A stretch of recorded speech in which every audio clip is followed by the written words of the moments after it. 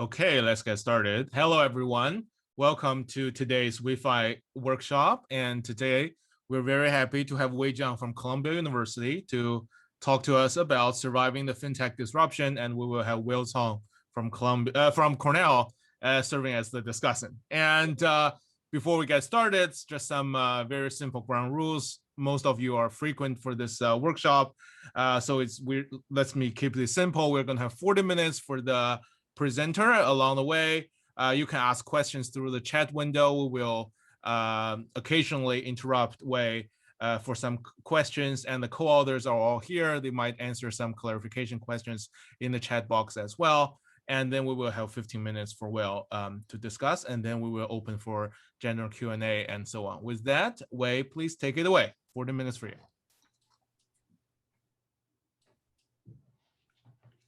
Well, first, let me thank Cong, Michael, Dave, and Xiao. You're providing quite a service to the profession. I have seen many webinars from this series, and we are very, very honored to be included as one of the papers. So this is joint work with Yuehua Tang, Rachel Xiao, and Vincent Xiao. They're all on the panel, and they're from University of Florida and Georgia State University, respectively. So the title is Surviving the Fintech Disruption. So as the title suggests, we are not only going to document how fintech could cause potential disruptions for the conventional or traditional finance service industry, but also how labor as well as firms could survive such disruption. So the motivation is relatively clear. We all have talked about fintech many times, and we all admit that fintech advances are reshaping the financial services globally. The concept is not completely new. You can consider in the late 19th century, the wire transfer was a fintech, and more recently, credit cards and ATMs would also fit the bill.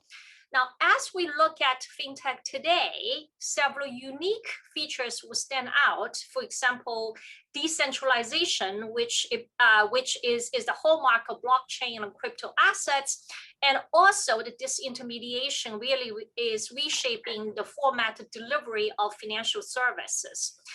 Now, the economists have always been debating about the trade-off because technologies are here. They're invented by human beings in order to improve our lives. But in the process, there always inevitably, like some people or some businesses are being displaced. So we're here to see what are the real impact of this fintech exposure on jobs, on the demand of skills, as well as how the firms or labor or just people ourselves are going to deal with it. Now, we start with the common challenge is that it's difficult to measure or quantify how technology would displace labor or displace business at the micro level. So we are also going to start from that step. So this is an empirical study. And the first order research question is the relationship between technological advancement in the context of fintech and the demand for skill, as well as firm adaptation and their performance. So we will start with developing a new and time-varying measure of fintech exposure at the job occupation level. So we are borrowing the technique of measuring technology disruption or technology exposure from earlier work along other dimensions, such as robots, such as AI, etc. But we are looking at a new dimension, which is fintech, which we will define very shortly. And this measure is designed to be aggregatable and disaggregatable. So we can look at the occupation level, we can look at the firm level, industry level, geographic level, and could also be disintegrated into the subset of innovations such as cybersecurity, or disaggregated into the more disruptive as versus to the less disruptive. So we are going to complement the data or the empirical measure on the fintech with also the job recruiting data from the burning glass, which increasing number of papers have been using this data set to build various analysis. And we also merge this database into firm as well to analyze the firm performance. So we hope that we are going to contribute to multiple quickly developing and burgeoning literature. So we are adding to existing literature that analyzing the impact of technological changes, especially on the jobs. As I mentioned that previously, we have seen paper on automation, on AI, etc. But we are going to quantify the impact on fintech, which has not been documented so far. And we are also going to integrate both the disruptive forces as well as the surviving skills of people and of firms. And that will also contribute to a literature that mostly modeled how outside innovations affect incumbent firms. But we will also look at how firms from the finance industry, that is the target, that also reinvent themselves. So in the end, we want to connect finance and other industries and trace out the path that how they are weathering the fintech disruption. Okay, so let me get into the data quickly. So the primary database is related to fintech patents and their inventors. So we all know that this comprehensive database of all the filed patents in the US. And we are building on the procedure developed in Chen, Wu, and Yang in the IFS paper that filter out fintech-related patents out of the whole universe of all patents. And we, in the end, discovered there are over 6,000 fintech-related patents. And we're using the US TPO data to trace out their assignments, so we know who are inventing this and who are acquiring this and who are holding this.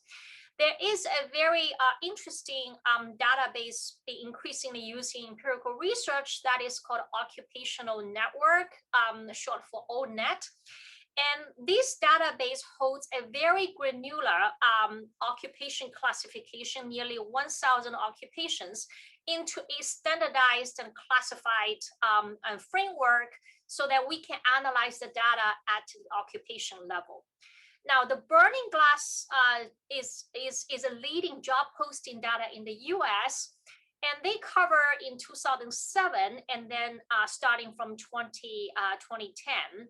And according to papers in very respectable outlets, burning glass covered anywhere around 2/3 of all the job postings in the US. And we can identify the location, the employer identity, and the various elements of the skill requirements.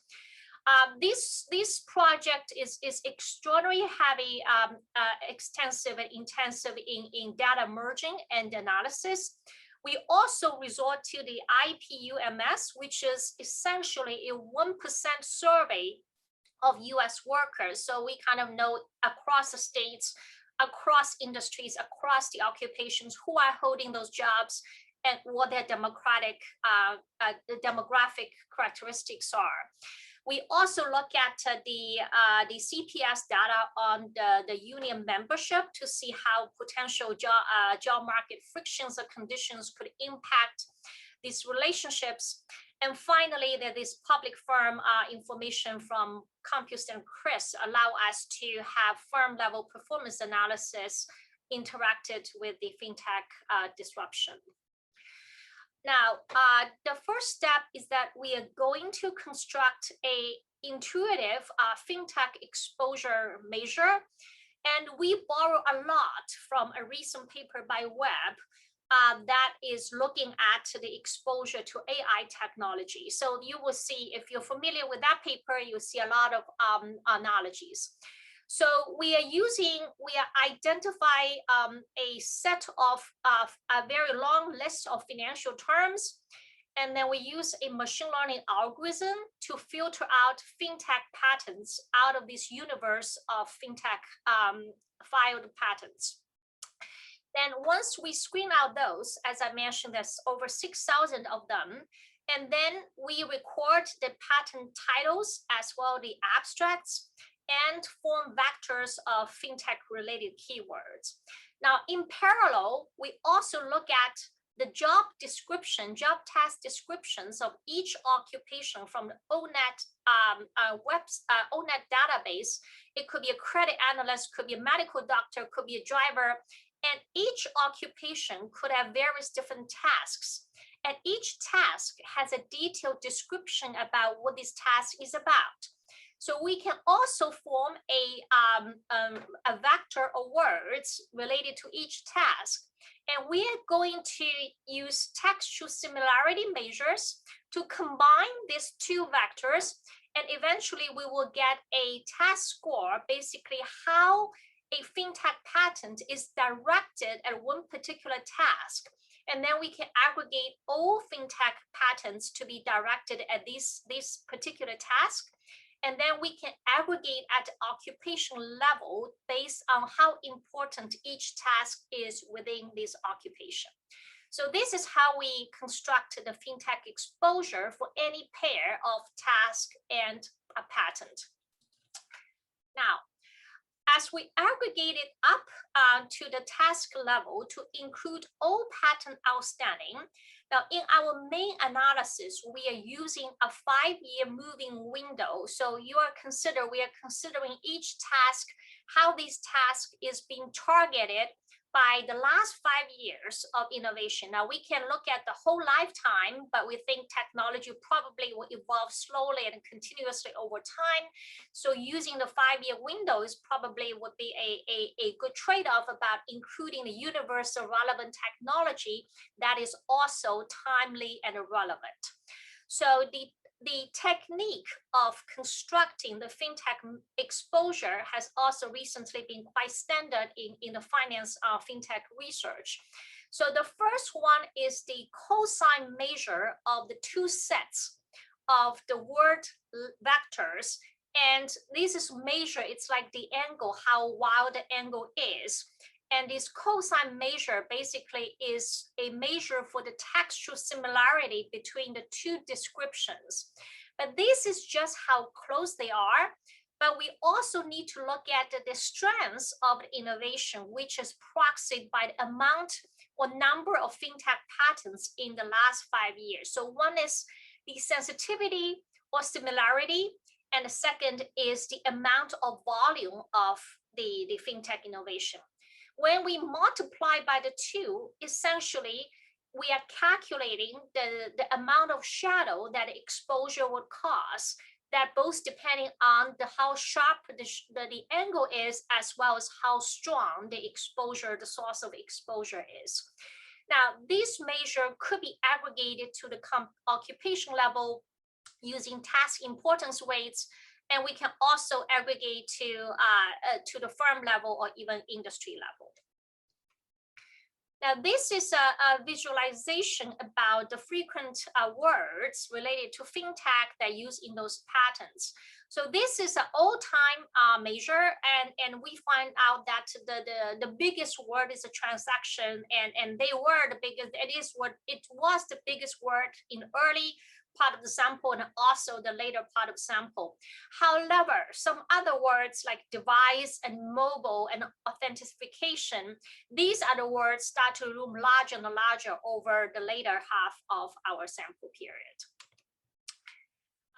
So when we construct the fintech exposure, we kind of didn't try to train in any specific way. We just use a very, very objective procedure to come up with this score.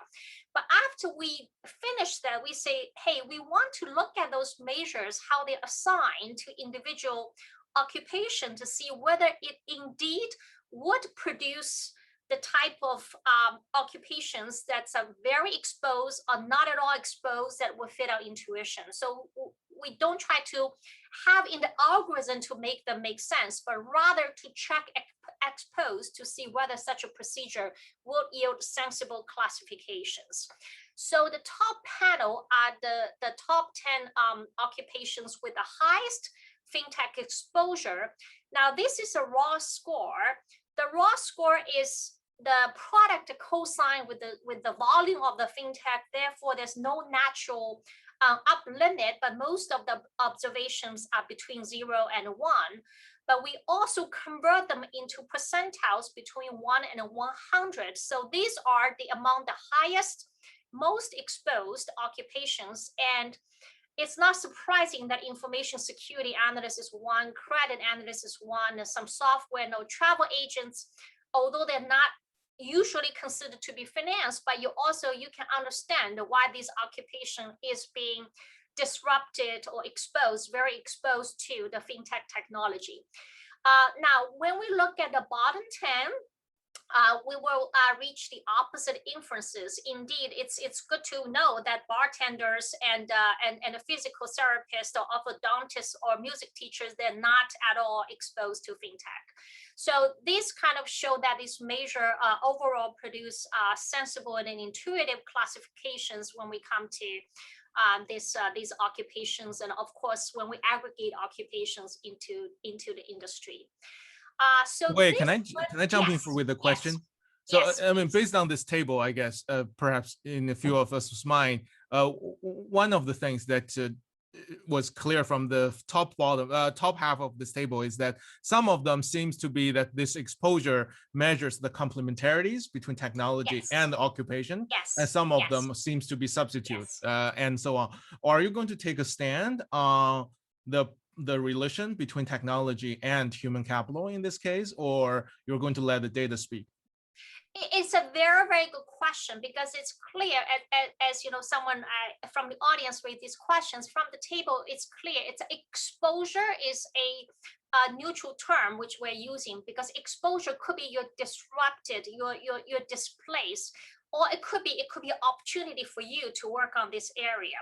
So the measure per se is not able to differentiate the two. So as Song pointed out, we are going to just let the data to tell what type of firms are benefiting, actually view this as additional opportunities, and what kind of labor actually displaced. But overall, we will find a displacement effect. So the average effect is a displacement. Got it. Thank you. Yeah. So let's show some time series effect. So these are the raw scores. There's no natural unit. So the raw score doesn't really mean much in terms of having an intuitive magnitude interpretation. But the purpose is really to show the time series. So basically, if you go back to 2003, the fintech exposure was negligible. So indeed, our empirical analysis doesn't need to go further back on.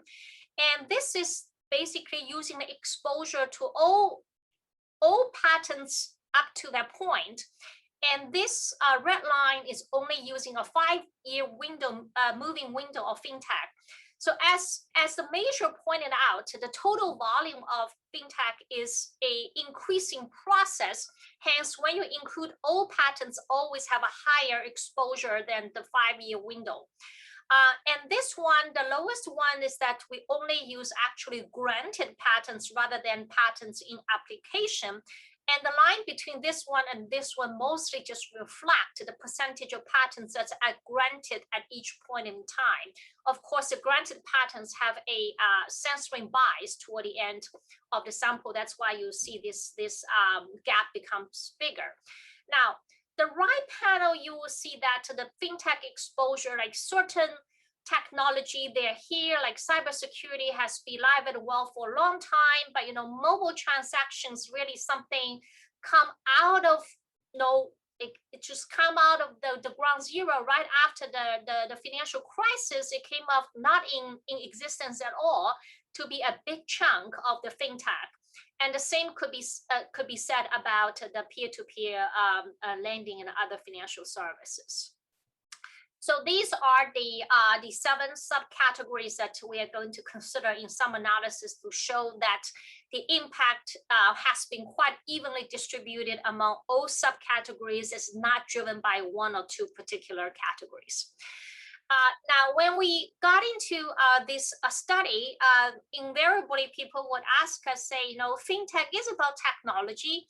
And these days, technology always entails software, and in more recent years, probably cannot escape AI. So how is this fintech just AI and software wearing a different hat? So we look into this alternative exposure, basically try to replicate the AI exposure, software exposure, following exactly the Web 2019 paper. And then we plotted the AI exposure and software exposure to be in relation to the fintech exposure.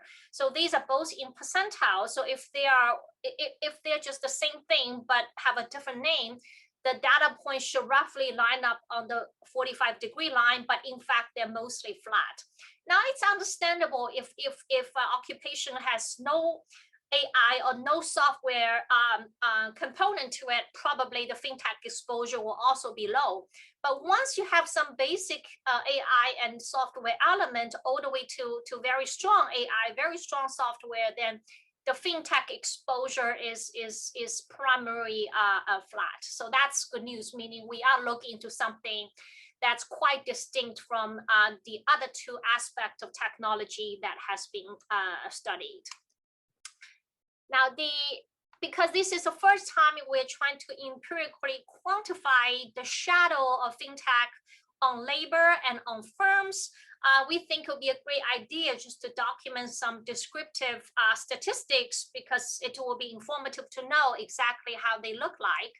So the interesting aspect coming from it is that before, when you think about automation, it mostly displaces the low-end unskilled labor. And when you think about AI, it mostly displaces, it disrupts the high-end labor, but skilled labor. But this fintech is somehow, the fintech exposure is maximized in the middle range around multiple dimensions we are looking at. So for example, if you look at occupational average hourly wage and plot against the fintech exposure percentile, it's not monotone. It's highest in the middle range.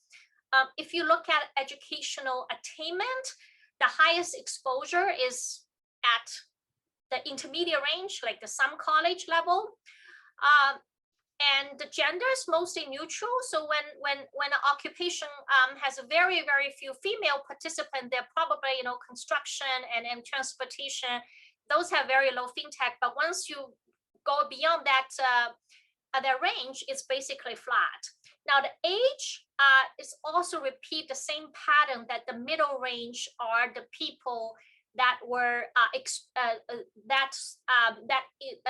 has the highest level of exposure. So if you're very young, especially if you're close retirement age overall, these are not the people who are exposed to fintech, but people in the prime years of their work and career are. Wait, this might be something you're going to show in the empirical analysis. This is a quick clarification question. Yeah. It might be beneficial for others audience to know, which is you're not only talking about the financial industry. Are you? You're talking about all the firms and then so on. Exactly. In that sense, do you have a sense of industry exposure hierarchies to this kind of fintech shocks? And are there surprising findings? Maybe some industries that we didn't think would be exposed to fintech shocks actually are pretty exposed to it. Yes, so indeed, we will be talking about industry patterns. So at the industry level, not surprisingly, the most exposed industry is finance. Now, we don't want to just write a study about finance, because fintech precisely it is a hybrid technology that meant to affect many industries. So we will have full sample analysis, but every once again we will highlight finance industry to see how it is doing differently. Now, apart from the finance industry, the industry that has a highest exposure, one is the professional management, administrative services, and the other is information industry. So I think it's not super surprising, okay? But outside finance, many occupation, because we are looking at primary at the occupation level. So even if you're accountant, you could be working for all professions. So we're looking at an occupation level. Okay. But certainly finance industry and other industry later we will show they react quite differently.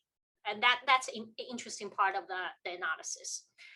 So this is Like think if every paper has one result, I think every paper should have 3 results to take away. I think this will be one of the 3.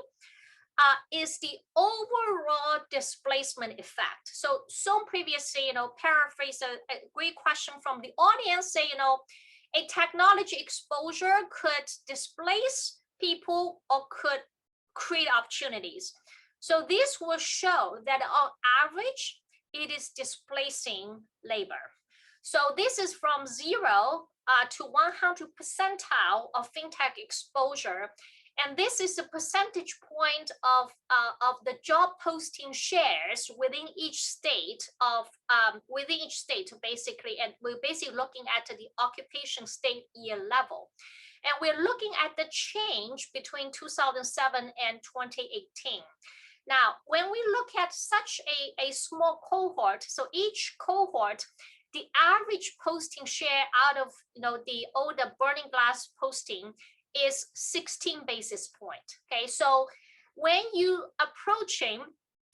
reach the top quartile, suddenly the change in the job posting start to go against the labor, and overall job, once you're above the 75th percentile, it's about 4 to 5 basis points. Again, it's relative to the average cohort posting share of 16 basis points. So that's quite a significant change.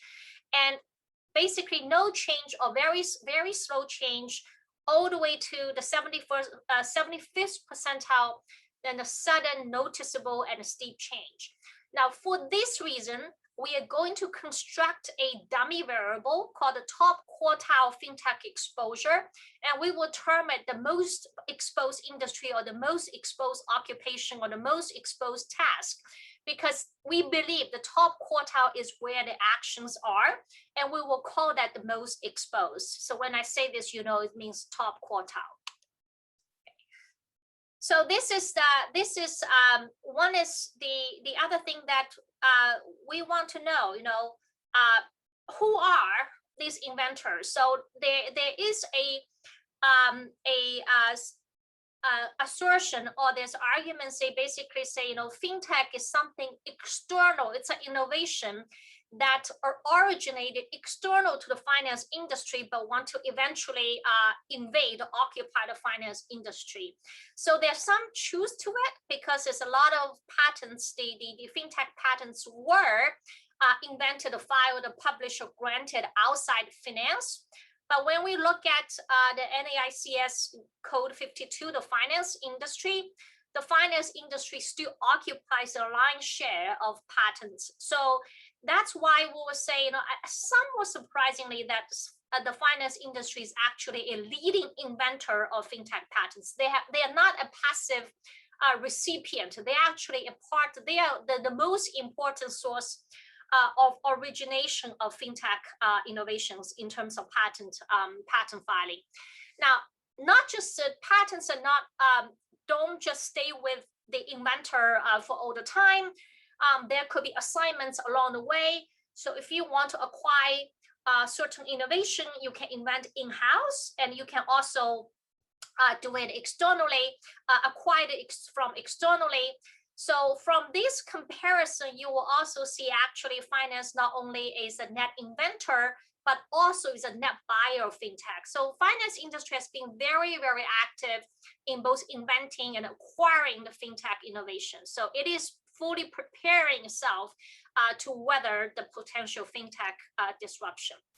Now, this is some geographic exposure. So if we aggregate at the state level, the traditional finance hubs are indeed the one that expose the most. That's not surprising. But I think this one is actually more interesting. So this basically say, hey, in New York and California and Florida, the most exposed jobs actually experience also the steepest decrease in the job posting. I think this is less obvious and a more interesting aspect of the overall average displacement effect. Okay, so after showing some descriptive analysis, let's come down to some regression analysis. So here we want to see, how firms respond in their hiring in relation to fintech shocks. So we are looking at the change in the job posting shares, meaning change in the share of job posting with certain requirements, as we will specify later, from year T-1 to T. And the main regressor or independent variable is a fintech exposure lagged by 1 year. And when we have several occupational level control variables, notably we control for software and AI exposure. And it's important that we use the state and year fixed effect to control any regional macro economic shocks. And we have done regressions weighted by job postings, and all unweighted results are pretty robust. But because the regression weighted by job posting has become the standard technique in the other papers using the burning glass data, we also follow that standard procedure. So this one mostly reproduce what I showed previously in the chart. So this is a percentile from 0 to 100, or you can look at just the dummy variable that in the top quartile. The change in the job share posting is 4 basis points, and out of average cohort share of 16 basis points. And this relation is pretty robust against various combination of saturated fixed effects. Okay. Now, as we decompose this into along different dimensions, we'll see, all the subcategories pretty much experience the same displacement, but interestingly, data analysis, blockchain, robo-advising are displacing labor the most, which is quite intuitive. Now, the second thing is that given that overall firms are hiring less talent or labor in the most exposed industry, they might also modify their skill requirement. So what we find is the following: in the most exposed quartile, that the finance, basically the job that actually experienced the highest increase are the talent with both, so a single person that possesses both finance and software skills. And those people only have finance, only tech illiterate people would experience a very large job. And people with only software skills are also valued. Now, in the years of experience, it seems there's a significant upskilling in experience. The longer the experience, the higher the increase, the relative increase in the job posting. Remember, these coefficients are relative to the unconditional drop in the job posting shares. And the omitted category is no specific requirement of year experience. That's why you see both are positive here. Now, in terms of the education attainment, is low education attainment experience significant negative change, but the college and master and above actually incur a positive change. So this is we look at the relationship between labor and the state level job market conditions. Here we are seeing that the states with, here at the state level, state year level. So we see states with educated labor force in business degrees or 80 degrees, those states are having a increase in the hiring, despite their increase in the hiring in the most exposed industries. And the other thing we find out that a union membership really cannot force firms to hire, but it does retain the existing employment share, because with union, obviously it's make it more difficult to fire. The second major result that we want and I hope that people can take home is that when there's a fintech exposure, just like many other technology shocks, it tends to create this reconcentration or increase the skewness. So this one, we are constructing a Herfindahl index at the occupation level. See how the same occupation is distributed across the states or across industries. So what we see that for the fintech exposed industries, in fact, there's more concentration across states and more concentration across industries. So what does it mean? Meaning, if you are in an occupation that has the highest exposure to fintech, then those pre-flow players, either in terms of pre-flow states or pre-flow industries, those are the places where shrinking the fastest. So this is just a graphic illustration of the previous table to show the results are not driven by certain tail, but it's a pretty steady rise with the fintech exposure in relation to the occupational HHI or concentration. Now, here's a question we are looking at how the finance sectors versus the others, because the finance sector is both the main target, but also you can make it a big opportunity for the industry itself. Now, here we are going to borrow from Cheng et al.'s paper and quantify patterns. So among the fintech patterns, we'll quantify those with the, so here's the Song's question. We're using the data to identify those are disruptive rather than opportunity given. So the disruptive patterns are the patterns that were incurred with the negative stock market reaction when they were published. And that market reaction adjusted for anticipation using a sophisticated procedure that we borrow from Cheng et al. And then we are using the top 25% along this measure to be the most finance disruptive patterns among the fintech patterns. Okay, so here we are seeing that how the finance sector is doing something that's very different from the other sectors. So for the finance sector, when a patent or technology is particularly directed at disrupting the traditional way of finance service delivery, indeed, you see that those jobs in the finance sector are decreasing the fastest. Now, the other patents are not directed at the finance sector per se, and you will see finance sectors are actually not having a negative impact if you aggregate on the two coefficients. So this also tells us that the stock market actually is pretty smart in anticipating what type of new technology that is most disruptive of finance sector. So this is, we just try to validate that this measure is a good way to identify those patterns are really, really directed at disrupting the finance sector.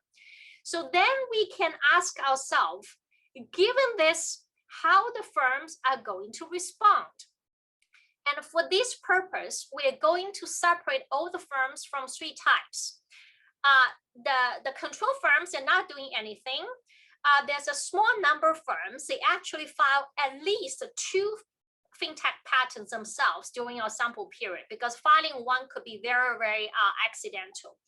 And there's another similar number of firms, they don't invent their own patents, but they actually acquire fintech patents, becoming assignees, even though they're not inventors.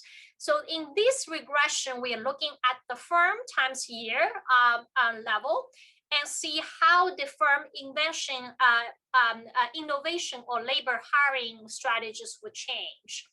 So in this regression, we are looking at the number of fintech patents filed at the firm year level. So this is the fintech exposure to the most disruptive fintech patents, and this is exposure to the less disruptive fintech patents. Okay, and we are highlighting how finance sector is doing differently. So what is see that the finance firms are inventing more in the most the disrupted in the most disrupted technology, including the most disruptive against finance. So this coefficient showing us that the finance industry is not afraid of being self-disruptive. So they're disrupting themselves in order to reinvent themselves. And they're not doing much in those technology area that not directly directed at the finance industry.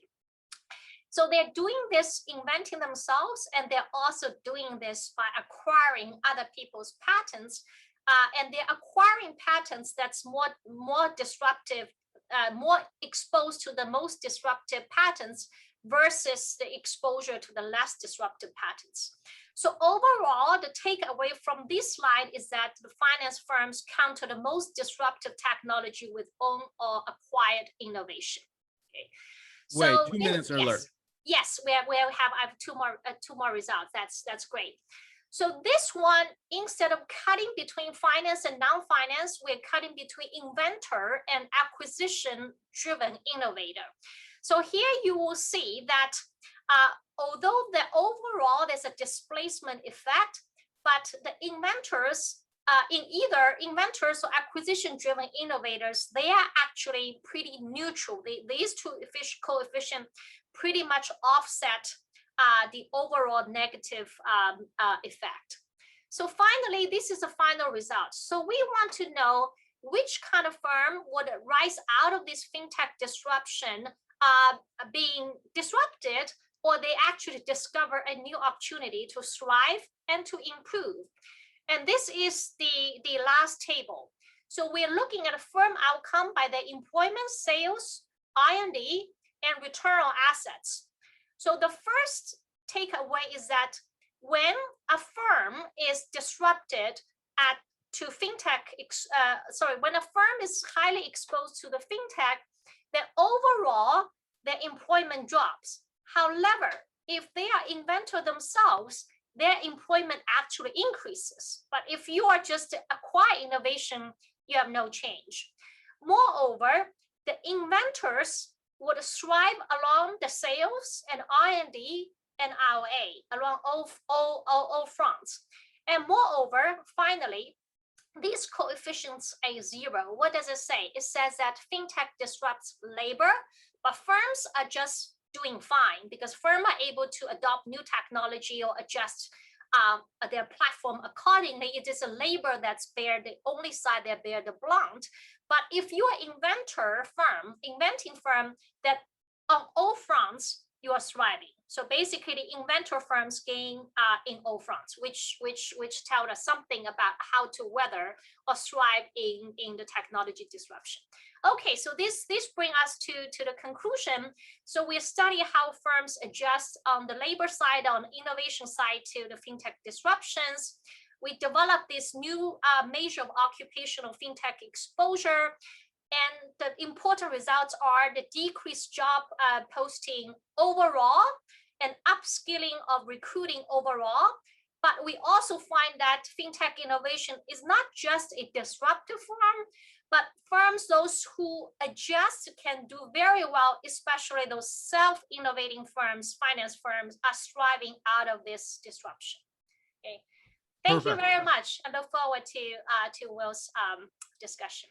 Perfect. Thank you very much, Wei. And our discussant is Will Cong from Cornell University. Will, time's yours. Thank you. Let me just share my slides here. Can you hear? Can you see my slides? Yes. Yes. Okay. So I had some technical issue from my laptop. So my desktop screen is too wide. So I'm just going to keep it. If you can see it clearly, I'm just going to go with this. Thank you again for having me here as the discussant for this really interesting and pioneering paper in the field of fintech studies. So I think Wei did a great job talking about the paper. So I'm just going to dive in to quickly summarize the results and also provide some high-level comments given the early stage of the paper. Now, we've seen quite a number of studies outside finance, actually, in economics in general, about how innovation or technology interact with the labor market. Right? There's a big discussion ongoing for multiple years on how innovations affect the labor market, how automation is going to hurt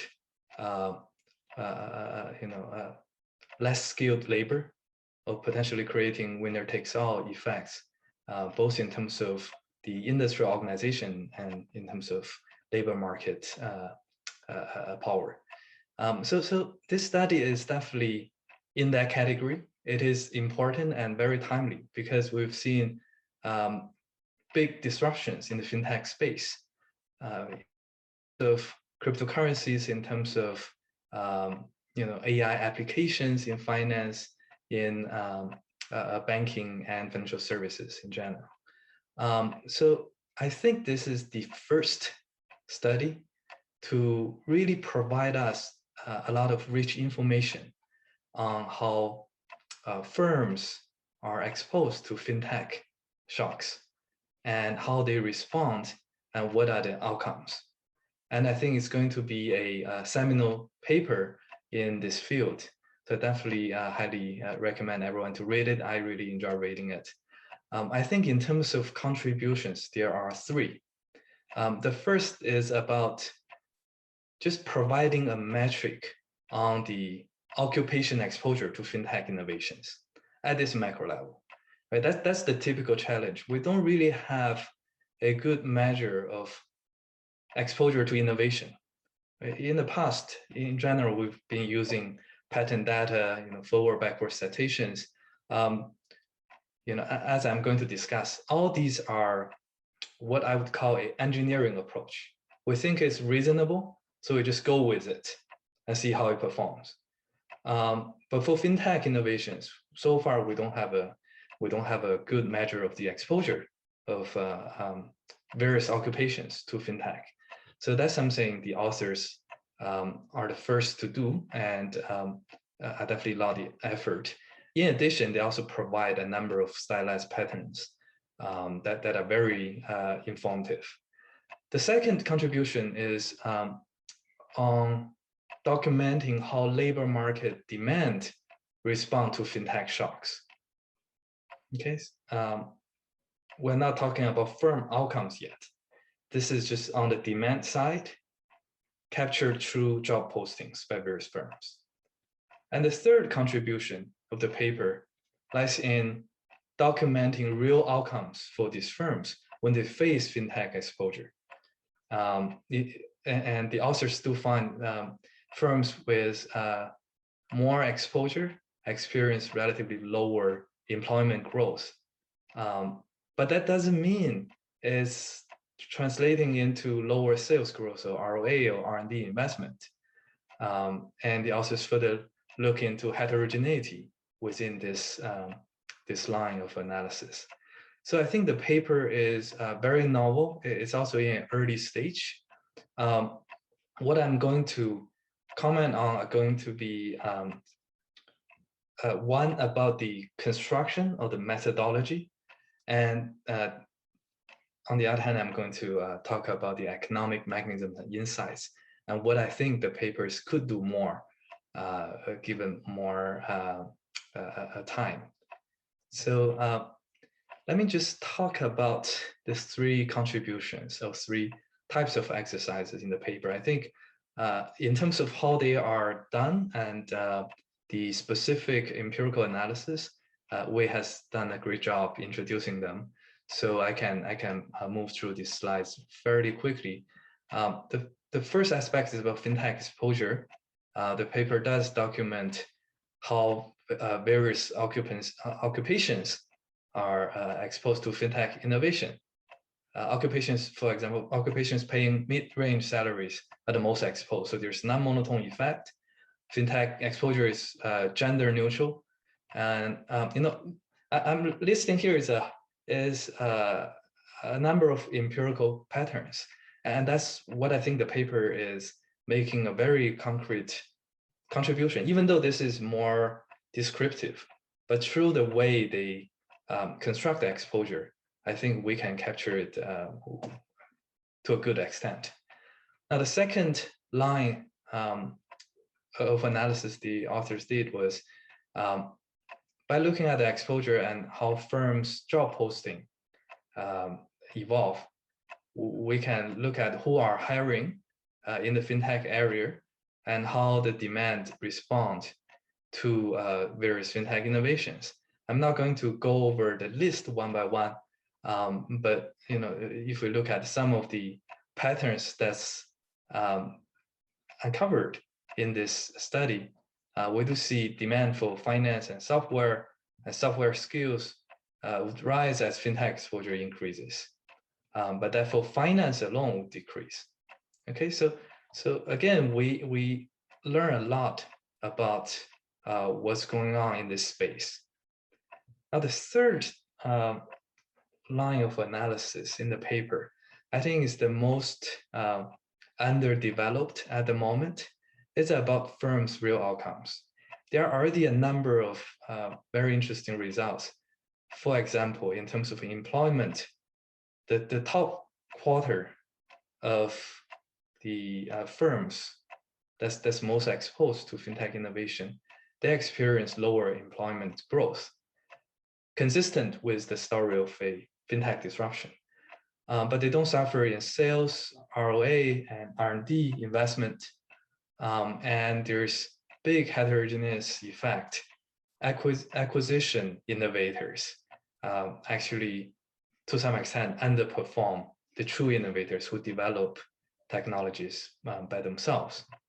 I think there are more room to include other variables of interest, to think about not only the average outcome, but the whole distribution of outcomes, and also to explore economic channels. And that's something I'm going to elaborate more on.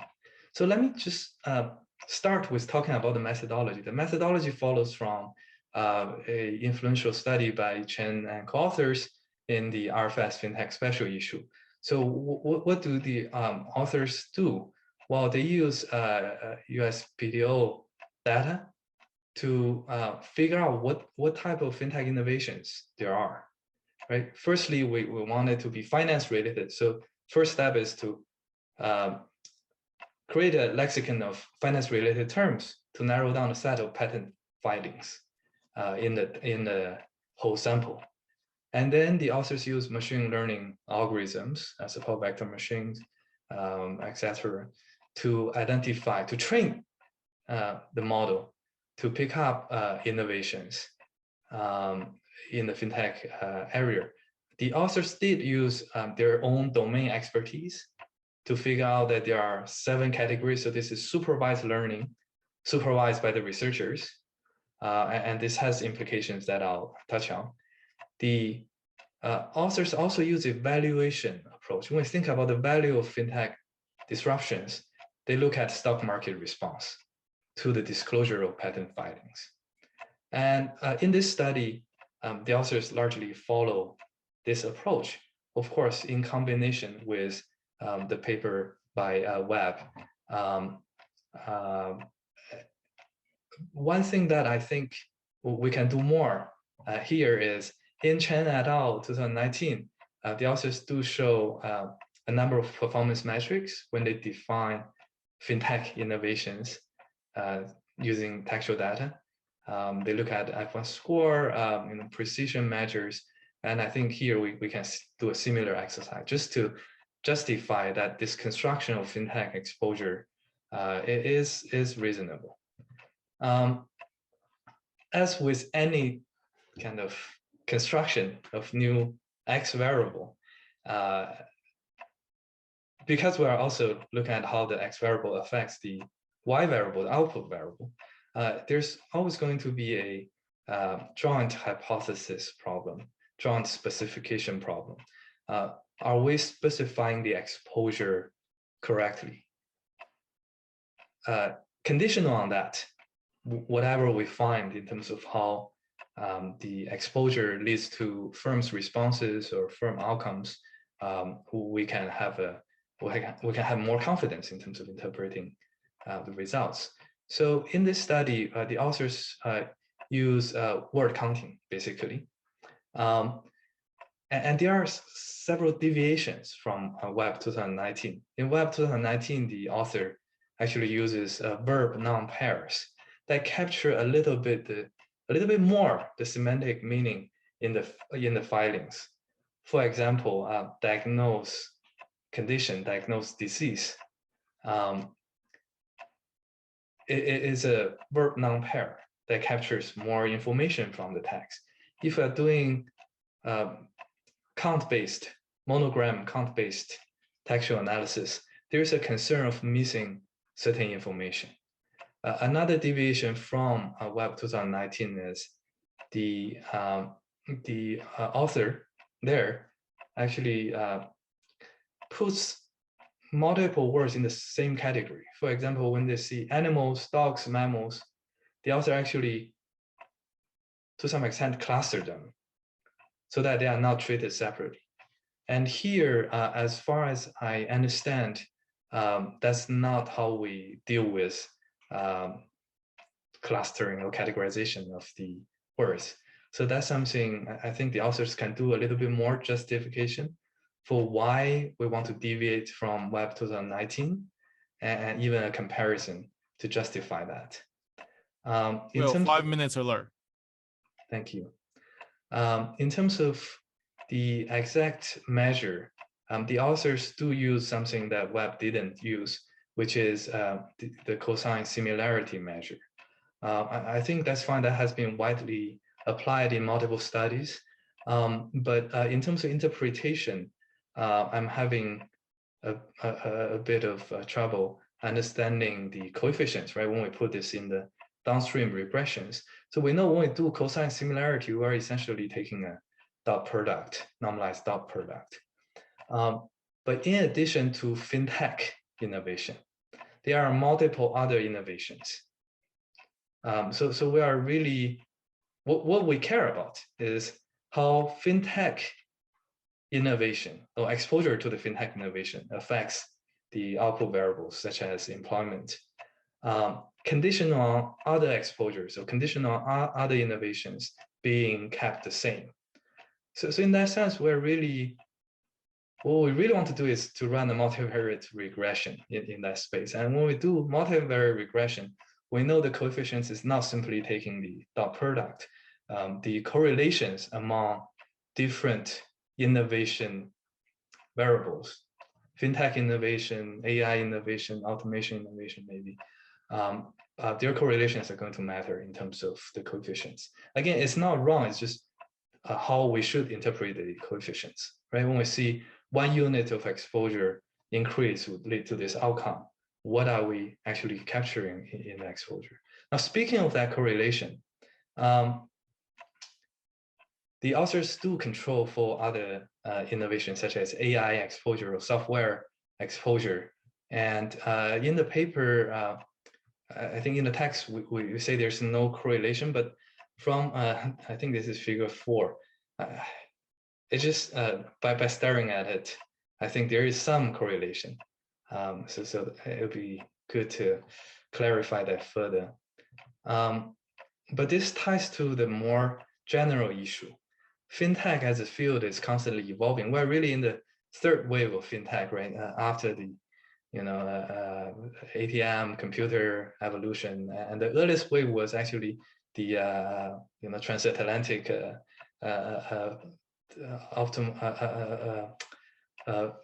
connection that allows banks to synchronize their data and do transfers.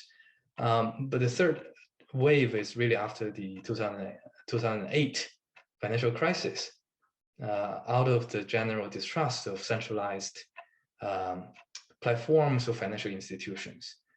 We know fintech originated from banking and financial services, but it has grown to include, machine learning tools in trading, digital economy, e-commerce, and the terms are also constantly evolving. And that's why using an expert-determined dictionary or lexicon could be limiting. It may not be picking up the evolution quickly enough. An alternative is to go purely data-driven, right? Just look at the data and let the data tell us what categories are there, what firms or what terms are there. And in terms of using stock market reaction, the fintech sector is also growing. And because of that, the beta loading of that sector on the entire market is changing over time. And for that, I encourage the author to refer to the study by Pastor and Veronese 2009. Basically, because the sector is growing, the systemic component on market risk premium, all other risk factor will be different, and that calls into question of would it be very accurate to use stock market reaction, because by looking at the stock market returns to measure the impact of the innovations. So I know I run short of time. I would just suggest the authors to think about taking a more data-driven approach to capture fintech innovation. More generally, I think it's good to think about what is unique about fintech innovation. Wei has touched on this earlier. There could be spillover. It affects many other industries as well. But how is this different from other general purpose technologies, such as AI, such as the internet? I think just clarifying that is going to be useful. But even without clarifying that, just documenting all the patterns within fintech space is important, which the authors already do. To the extent that fintech sector is going to grow, it's going to be quite dominant among all the sectors. I'm just going to talk about these slides and then I'll try to conclude. I will give you 1 minute for that as well. Okay, so in terms of documenting the real outcomes, recall these are the main findings. Even though we don't see significant difference in sales growth and ROA for the more exposed firms, what about the distribution of outcomes? If we think about entrepreneurship, when we are more exposed, maybe we are taking on greater risk. Maybe the distribution of outcome is more skewed, even though the mean stays indistinguishable from the other group. That'd be interesting to look at. High exposure firms may also have larger dispersion.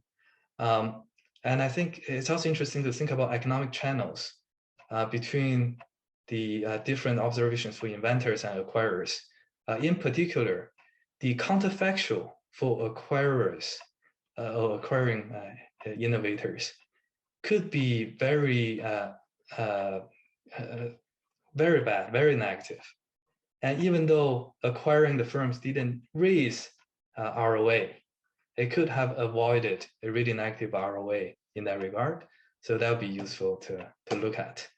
I ran out of time. I'm just going to move to my last slides and make one remark here. I think it's good to take a step back and think about the exercise. What do we want to show? Are we trying to draw causal inference? That doesn't seem to be the main purpose here. Are we trying to find out or draw inference about correlations? That's what we have here. But if we really want to claim this is the impact of the exposure on firm outcomes, I think it's useful to either carry out a few predictive exercise, so that the general takeaway would be, if I trust the findings and patterns here, I can do similar predictions, or relate to a model to have a benchmark comparison, and to evaluate, that's what we expect, and we see that in the data. And that's what the Web 2019 did somewhat when they used the model by Asimoglu. I'm going to stop here. Sorry for running over time. I think it's a very interesting and influential paper, going to be a very influential paper. So definitely encourage everyone to read. And I think there's a lot more to explore within this framework. Thank you. Perfect. Thank you very much, Will. And Wei, do you want to take 1 or 2 minutes to quickly summarize your takeaway and respond a little bit? Then we will open to broader Q&As. Yeah, so thank you so much, Will. It's incredibly detailed and a constructive set of comments. What you identify as underdeveloped area, we completely agree, and it is our plan to develop those. I think I will give Yuehua some time to respond. Thank you, Will. I'll just quickly respond to a few thoughts you have on the measuring side.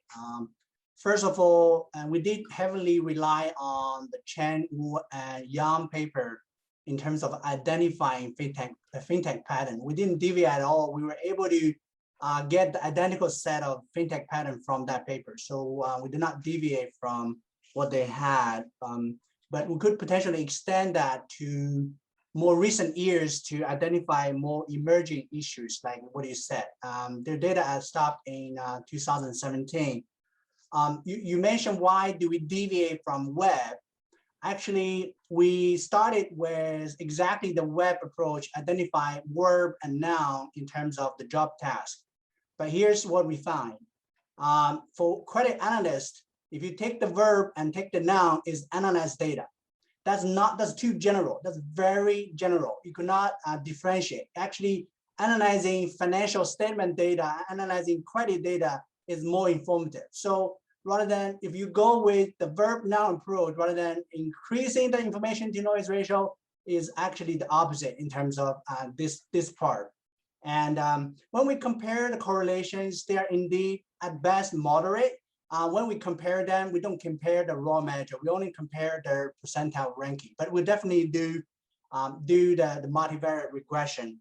Lastly, you're right. How to identify fintech innovation is indeed a task. Even though we rely on Chen et al., there's more room to shed light on what exactly our measure capture. What if we use an alternative way to capture fintech innovation? Those we'll definitely think more about. We do think that fintech innovation are a bit more exogenous to jobs, not necessarily to firms. We think that our evidence on the job posting is closer to causal, but the latter ones on firm outcomes is definitely more on the correlation side. We'll definitely do more on the last part. Thank you for all the helpful comments. I'll stop here. Perfect. Thank you very much, Wei and Yuehua. So this is already a slightly longer than usual WEFI workshop. So I want to first thank everybody for participating, and for those of you who are interested in talking more about Q&A and so on, please feel free to stay. I'm sure the authors and the discussants are willing to hear from you. But if you opt for other stuff, this is the end of the formal WEFI workshop for today. And we look forward to seeing you in the next version. Thank you very much.